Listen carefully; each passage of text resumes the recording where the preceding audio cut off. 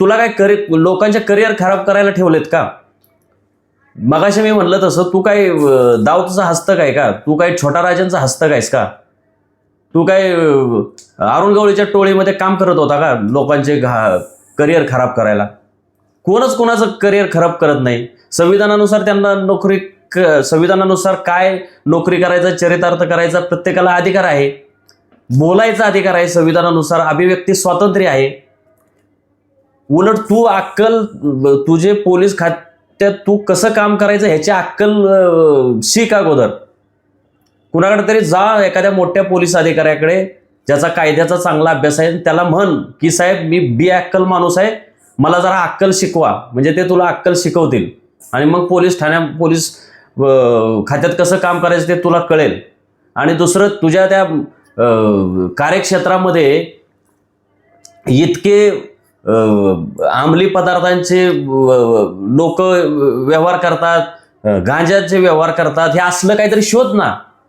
मटकेचे उपद्व्याप तिथं चालतात, ते शोध ना.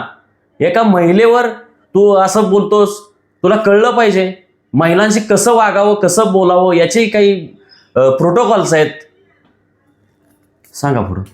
आणि वर्तकनगर परिसर आहे, त्याच्यामध्ये अनेक बेकायदेशीर धंदे चालतात. तिथे बेकायदेशीर जो गुटखा आहे ते विकलं जातं.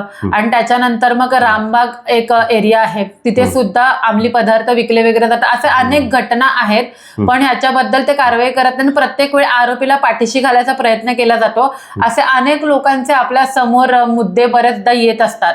आणि ह्याचं सुद्धा आपण वेळोवेळी त्यांना कळवलं. एकदा मोबाईल चोरीची टोळी त्या एरियामध्ये सक्रिय होती, तर त्याबद्दल आपण सुद्धा त्यांना माहिती दिली की तसं मोबाईल चोरी करणारी जी टोळी सक्रिय आहे. एका मुलाचा मोबाईल खिशातून हे केला आणि त्याच्यानंतर त्याची सुद्धा त्यांनी FIR नोंदून घेत नव्हते. तेव्हा आपण त्यांना CCTV फुटेज काढून दिला.